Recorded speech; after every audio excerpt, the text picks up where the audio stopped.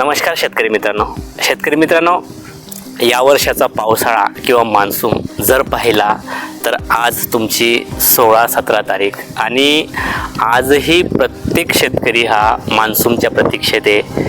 त्याच्या पेरण्या बाकी आहे. जवळजवळ जर पाहिलं तर 70-75% पेरण्या बाकी आहेत, कारण की सगळे शेतकरी आज मान्सूनची प्रतीक्षा करत आहेत.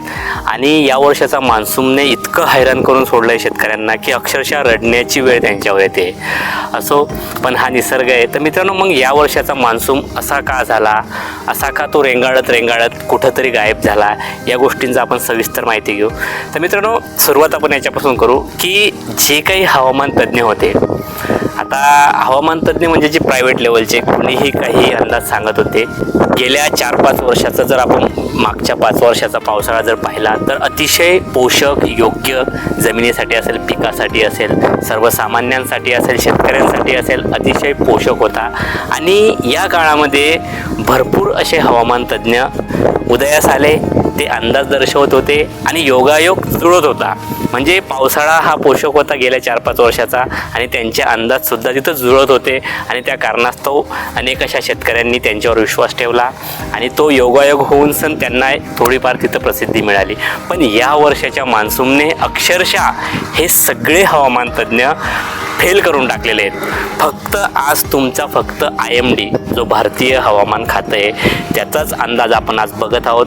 ते सुद्धा कुठं गवगवा करत नाही, ते सुद्धा अचूक अंदाज आपल्याला देत आहेत की हवामान असं राहील, पावसाळा असा राहील. त्यानुसारच आपण त्यांच्या अचूक अंदाजावर शेतीही करू शकतो यावर्षी.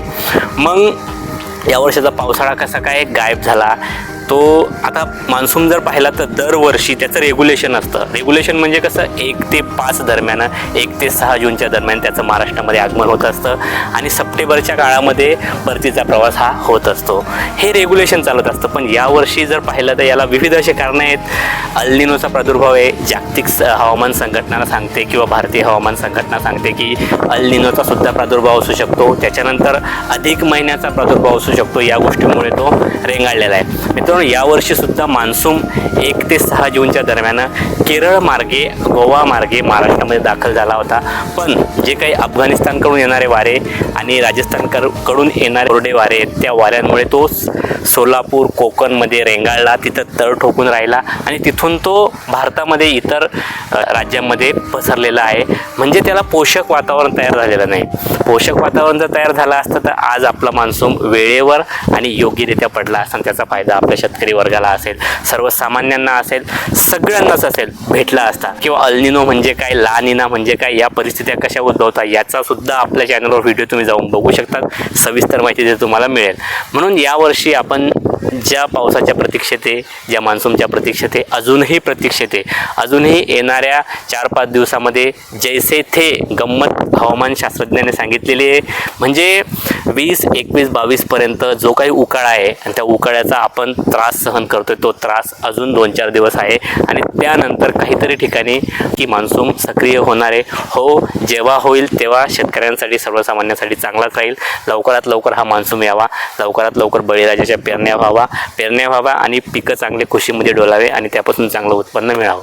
तर मित्रांनो, जर तुम्हाला काहीतरी पावसाचे अंदाज अजूनही घ्यायचे असेल तर अचूक अंदाज आणि अचूक माहिती आपली भारतीय हवामान खात्यानुसारच आपण पेरणी किंवा पावसाचा अंदाज घेऊनच आपण आपल्या पेरण्या करू शकतो आणि या वर्षाचा जो मान्सून आहे तो आपण अनुभवू शकतो. तर मित्रांनो, हेच सांगायचं होतं की येत्या 20-22 तारखेला सक्रिय होण्याची शक्यता आपल्या महाराष्ट्रामध्ये हवामान खात्याने सांगितलेली आहे आणि काही ठिकाणी कुठंतरी तुरळक ठिकाणचा हा मान्सून आपल्याला पाहायला मिळतोय.